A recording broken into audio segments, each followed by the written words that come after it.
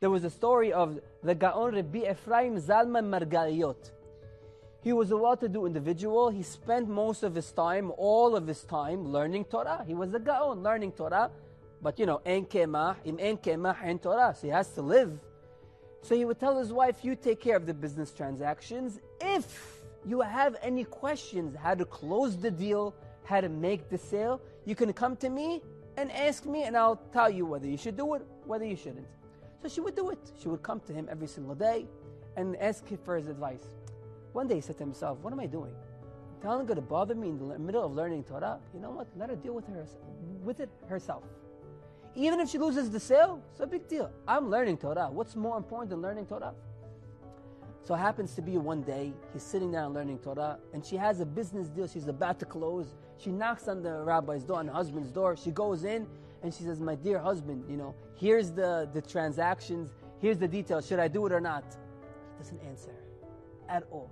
She's standing there 5, 10, 15 minutes. Now, meanwhile, the customers are outside. They want to know whether it's a good business deal or not.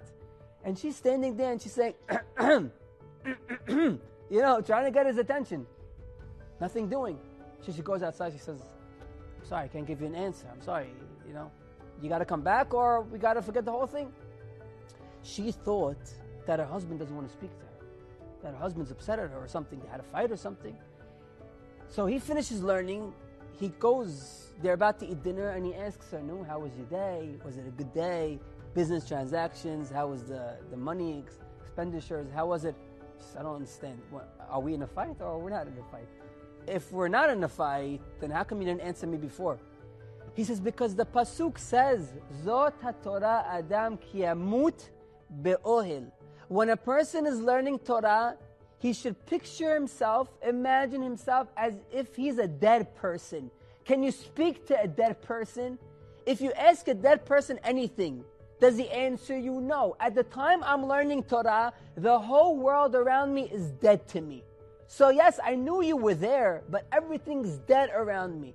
Alav shalom, zecher tzaddik v'kadosh v'bracha. If anybody saw any videos, or if anybody has experiences going to Hacham Avadia alav shalom, you would stand there for hours on end, and he wouldn't answer you. What, he didn't know you were there? He knew you were there. Of course he knew you were there. But everything around him, learning Torah, was dead. Nothing means anything around me. But so happens to be, the next day they came, and the rabbi said, you know what, I have some rahmanut on my wife. I have some rahmanut on her.